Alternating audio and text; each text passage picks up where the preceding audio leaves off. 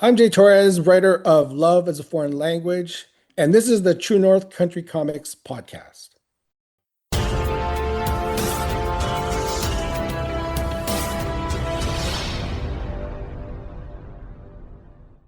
Welcome to the True North Country Comics podcast, dedicated to celebrate Canadian comic book and graphic novel creators and supporters. I'm John Swinimer. On this episode, I chat with Jay Torres about the graphic novel Love as a Foreign Language, published by Oni Press. Jay Torres is an award-winning Filipino Canadian writer currently residing in Whitby, Ontario. Torres was born in Manila and raised in Montreal, where he was educated at McGill University. Perhaps best known for his work on comics such as Teen Titans Go, Batman Knightwatch, and Adventure Comics for the DC Kids YouTube channel, he's also the writer of the graphic novels Stealing Home, Forest of Reading Honor Book and Hackmatack Award winner, Brobots, Kids' Choice and Parents' Choice Award winner, How to Spot a Sasquatch, Junior Library Guild and Little Maverick title, and Lola, a Ghost Story, recipient of Aesop's Accolade from the American Folklore Society. His other credits include the Chirp and Friends comic, found in every issue of Chirp Magazine. Plus, he translates the popular Korean manhwa and light novels Solo Leveling and Omniscient Reader's Viewpoint with his wife Hye Young Im. In addition to writing comics, he's also written for animation and television, most notably the Degrassi The Next Generation minis. When he's not writing, he enjoys traveling, going to the movies, and cheering for the Toronto Raptors. And although he didn't win, we did discuss it, his book with artist Mike Deas, Paisley Peck, Jurassic Farm, was nominated for a Doug Wright Award in the Egghead Best Kids Book category. Now celebrating its 20th anniversary, Love as a Foreign Language, published by Oni Press, written by Jay Torres and illustrated by Hye Young Im, the seminal work, collected for the first time in one deluxe hardcover edition, is remastered with new colors and letters and features brand new cover art and exclusive bonus content. The book's story goes like this. Joel hates Korea. When he agreed to teach her in an effort to pay off his student loans faster, he had no idea how much he'd hate it. But Joel's life is about to go from dark dreams to cotton candy kisses. It's all because of Hannah, the new school secretary. So, without further ado, here's my chat with Jay Torres about the graphic novel Love as a Foreign Language, published by Oni Press. So, Jay Torres, thank you very much for taking time to chat with me. Oh, my pleasure, John. I know you're a busy fellow, but before we get going, I just want to ask you, what are you reading today?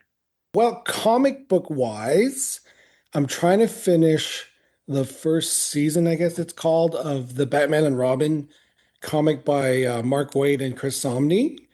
I'm kind of behind. I'm always behind. And I just saw they announced the next series, so I want to make sure to finish the first 12-parter before I get to the second series. Book-wise, I recently started Artemis by Andy Weir, same author as the Project Hail Mary. So I saw that movie, loved it, read the book, and thought I wanted to check out, what else he's done. I know he did The Martian, but I haven't. I saw the movie, but I haven't read that book yet. And then, so yeah, I recently started Artemis, and I hear that it's going to be made into a movie. So I'm trying to get ahead of that. Yeah, it's tricky. I also read The Martian, and I was expecting certain things in the movie which didn't take place. So you get different experiences, I guess, movie versus book. So I'm sure you'll have a great time doing that as well, for sure. I love the movie, and I think this is one of the rare instances where I think I like the movie better than the book.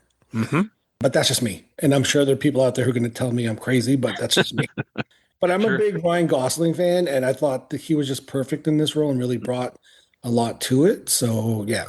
So at the time of this recording, you're celebrating the 10th anniversary of Brobots. So I want to congratulate you on that. That's tremendous. Oh, thank you. Thank you. It was so weird because the day before the official the day of the 10th anniversary, the day before was National Brothers Day. So I posted about that using a clip of my kids 10 years ago reading the first issue of Brobots, the first book of Brobots. And then it hit me. I was like, wait a minute, let me look. And sure enough, the following day was the 10th anniversary. So I put together a post for that one real quick. That's So pretty yeah, cute. time flies. I mean, I'm looking at that video of my kids and thinking, wow, like I don't even recognize those children because it's been Uh, 10 years. yeah, well, it was a great book, and still to this day, right? Kids are still reading it, so that's tremendous. No, no, it's great. Like, I mean, the three hardcovers are still in print, and there's a softcover collection. And so, depending on how you collect it or read it, if you like if your kids like hardcovers or you want something that looks nice on the shelf, we've got the hardcovers. And if you just want like some kind of reading copy, we've got the trade. Well, we're also talking about your upcoming deluxe anniversary edition of Love as a Foreign Language. Now, for those not familiar with that book, how would you describe that story?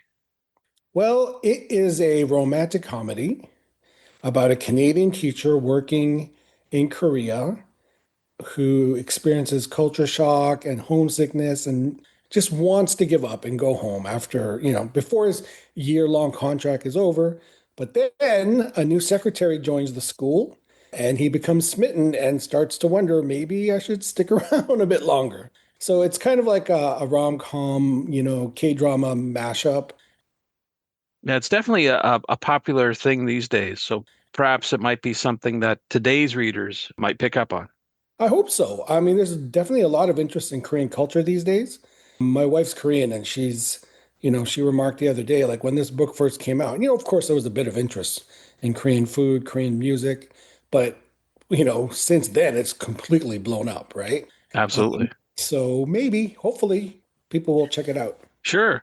Now, I got to ask you then, what makes this version deluxe? And I'm using my air quotes here. Well, it's a hardcover. It's in color, but not full color. It has a monochromatic style.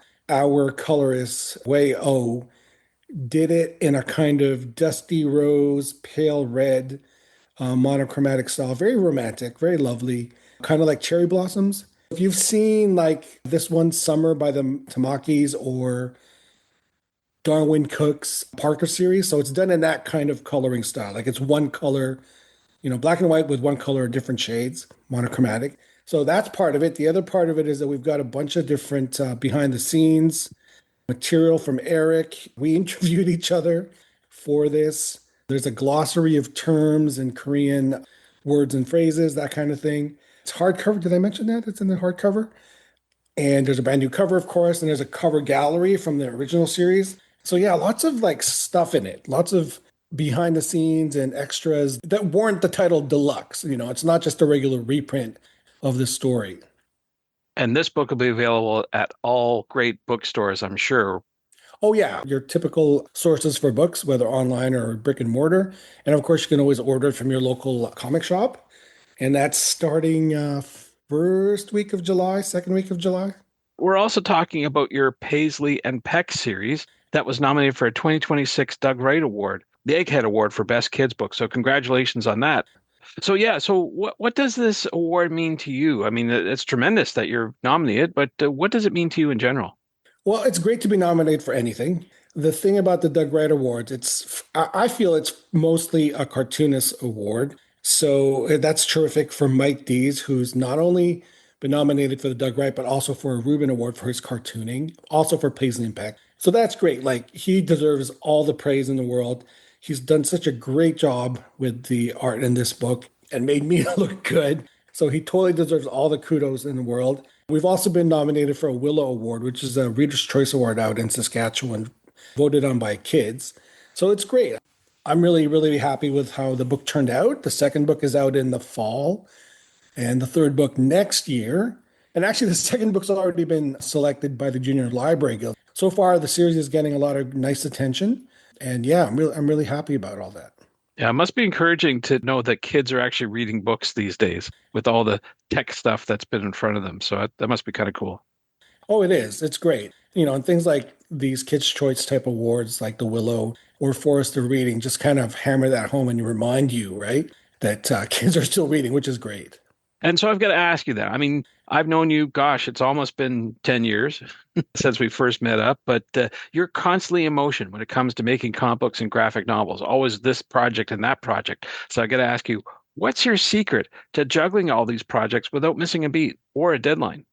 There is no secret. It's just, like you said, constantly working. I feel like I work 7 days a week and I work long hours into the wee hours of the morning most nights because that's when everyone's asleep and the house is quiet. And then when the kids are off to school or what have you during the day, I'll get up and start working again. And the thing is, it doesn't feel like work. I mean, it is and it isn't, obviously. Deadlines are kind of a blessing and a curse for me because without the deadlines, I wouldn't be motivated to get it done. And I just kind of take my time. But at the same time, that's what helps me juggle all of these different projects because I know something is due by X and I want to get on to the next thing. So I really have to hustle. And then, another deadline comes along and you got to shovel stuff around. So basically, it's just, like a shark, like keep swimming. If you stop swimming, you might die. I don't know if that's a true thing or if it's a myth about sharks having to keep swimming, but that's kind of how it is for like freelancers. You got to keep swimming if you want to keep working. Right. I've heard sometimes that editors can play a part in keeping people on track. Has that interaction with editors helped you at all? Well, sure, but I've had some terrific editors. And I think editors who crack the whip have to crack the whip if the writer or artist needs it. Does that make sense? I'm not bragging or anything. I'm just saying, like, I don't think I need that. So my editors are basically there for as sounding boards. And of course, they set the schedule and all of that in advance. And then when I hand in the work, they tell me what needs fixing or doesn't. But in terms of keeping the trains running on time, as soon as I get that deadline, it's very rare that I'll need, nudging from an editor to get across that finish line. How about the process of working with different artists? Because you're not working with the same person all the time. Does the change in style impact how you work with them? Or do you have a set regiment about, okay, here's a script, go give me some feedback and off to the next one? Or how does that work for you? It's less about the style and more about the individual because some artists work a certain way and others work a different way. So you might have an artist who, they want the script and then they want to be left alone and then they'll show up with the art in a couple of weeks or a month or whatever it is that's expected of them. And then there's some artists who who want to talk to you all every day or text or email you every day until the deadline to ask questions or bounce ideas off of you or send you work and say, what do you think of this?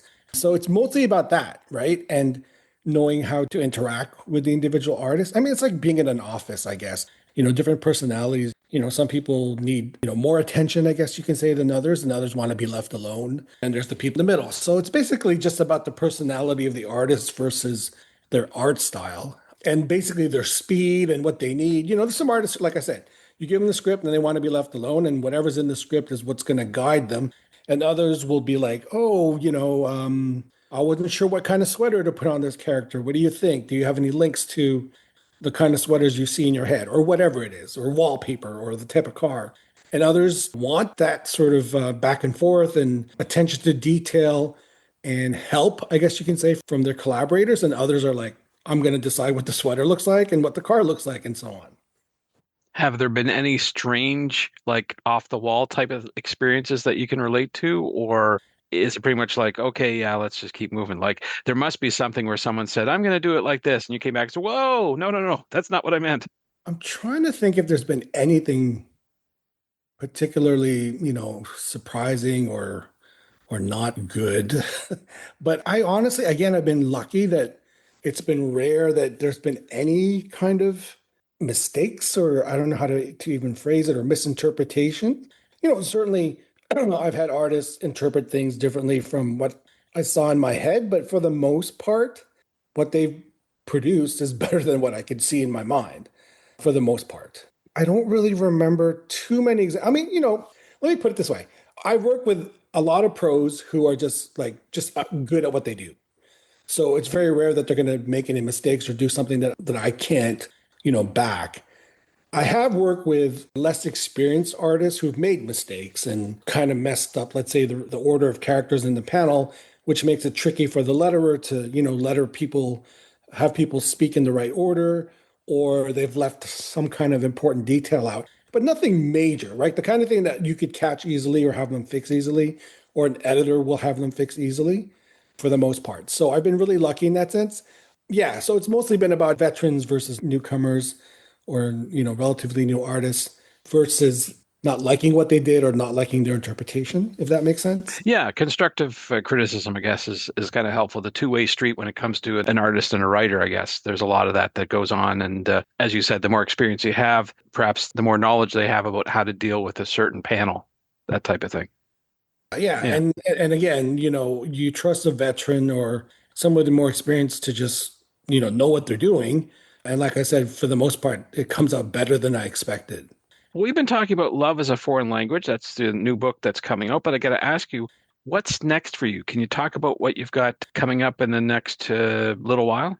I really wish I could. A couple of things I'm working on right now, including one that is kind of a little bit outside my wheelhouse, but it's the kind of writing I've done before, but not to this extent or with anything this potentially big.